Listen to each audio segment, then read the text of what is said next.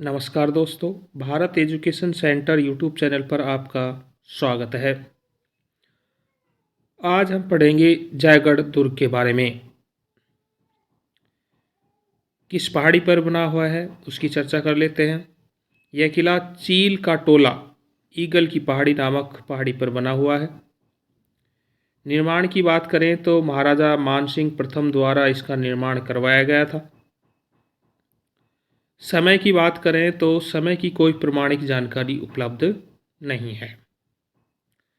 इसके बाद मिर्ज़ा राजा जयसिंह ने इस दुर्ग का निर्माण करवाया। मतलब शुरुआत तो हम कह सकते हैं कि महाराजा मानसिंह ने इसका प्रथम निर्माण करवाना शुरू किया था, लेकिन पूर्ण नहीं करवा पाए थे।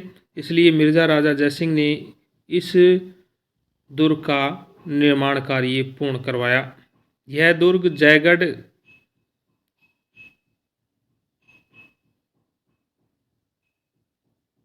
के रूप में 1726 में वर्तमान स्वरूप के रूप में आया और सवाई जयसिंह के समय 1726 में वर्तमान स्वरूप प्राप्त हुआ। मतलब इसका कार्य कंप्लीट रूप से, संपूर्ण रूप से ख़त्म सवाई जयसिंह के समय हुआ, जो कि 1726 के आसपास हुआ। आपको ध्यान रखने योग्य बात यह है कि इतिहासकार गोपीनाथ शर्मा के अनुसार इस किले का निर्माण मिर्ज़ा राजा जयसिंह ने करवाया था और उन्हीं के नाम पर जयगढ़ नाम पड़ा है। ये हमारे इतिहासकार हुए हैं गोपीनाथ शर्मा। उनके अनुसार कहा गया है कि इस किले का निर्माण मिर्ज़ा राजा जयसिंह ने करवाया और उन्हीं के नाम पर इस किले का नाम जयगढ़ पड़ा है। इस किले में कछवाहा राजवंश का खजाना रहता था, जिसे दफीना कहा जाता था। याद रखना है आपको कि इस किले में कछवाहा राजवंश का खजाना रहता था और उस खजाने को दफीना कहा जाता था। इसलिए यह दुर्ग रहस्यमय दुर्ग कहलाता है।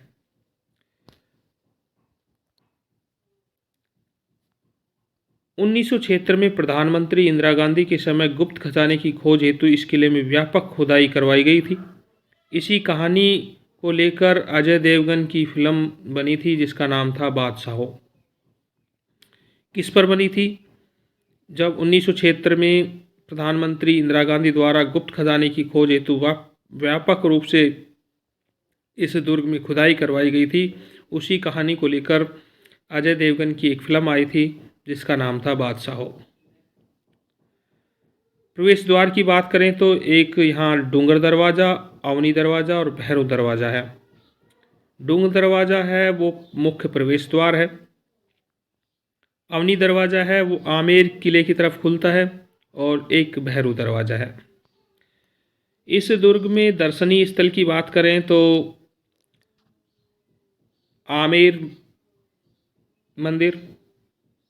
आराम मंदिर, विलास मंदिर, सुभट निवास, विलास मंदिर और आराम मंदिर ये दीवान आम में स्थित नामक महल हैं। ललित मंदिर राज परिवार के ग्रीष्मकालीन अवकाश हेतु बनाया गया है, यानी एक खुला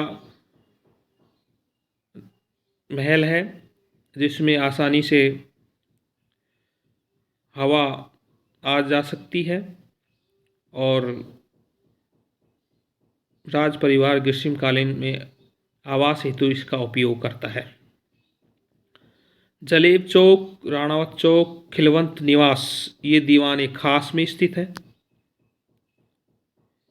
यहाँ श्री राम हरिहर मंदिर व काल भैरव मंदिर भी स्थित है। विजयगढ़ी यह जयगढ़ के अंदर बना एक लघु दुर्ग है। विजयगढ़ी है ये जयगढ़ में एक लघु दुर्ग है, छोटा सा दुर्ग है, जो विशिष्ट राजनीतिक बंदियों के लिए जेल के रूप में काम में लिया जाता था। यानी जो भी विद्रोह करता था राजा का, उसको इसमें बंद कर दिया जाता था। सवाई जयसिंह ने अपने भाई विजय सिंह और चीमा को यहीं पर कैद रखा था, क्योंकि उसने जयसिंह का विरोध किया था, सवाई जयसिंह का, तो उन्होंने विजय सिंह को यहीं पर कैद कर दिया था, दिया बुर्ज। दिया बुर्ज के पास ही 7 मंजिला प्रकाश स्तंभ, जो आसपास के क्षेत्र में निगरानी रखने के काम आता था। यानी एक 7 मंजिला प्रकाश स्तंभ है और आसपास निगरानी रखने के लिए काम आता था कि शत्रु सेना कहीं से आक्रमण तो नहीं कर रही है, इसलिए इसका निर्माण करवाया गया था। इसी में मनोरंजन हेतु कठपुतली घर भी बना हुआ है, जो प्रकाश स्तंभ है दिया बुर्ज उसमें। तोप डालने का कारखाना 1587 ईस्वी में महाराजा मानसिंह प्रथम द्वारा निर्मित करवाया गया था, जो कि इस दुर्ग में स्थित है। इस दुर्ग में एक तोप भी रखी हुई है, जयबाण तोप। इस तोप का निर्माण सवाई जयसिंह द्वारा 1720 ईस्वी में करवाया गया था। ये एशिया की सबसे बड़ी तोप है। इसकी मारक क्षमता 22 मील और वजन 50 टन है। इसे एक बार परीक्षण के तौर पर चलाया गया था, तब इसका गोला चाकसू में जाकर गिरा, जहां पर वर्तमान में गोलेराव तालाब बना हुआ है। यानी काफ़ी खतरनाक तोप है।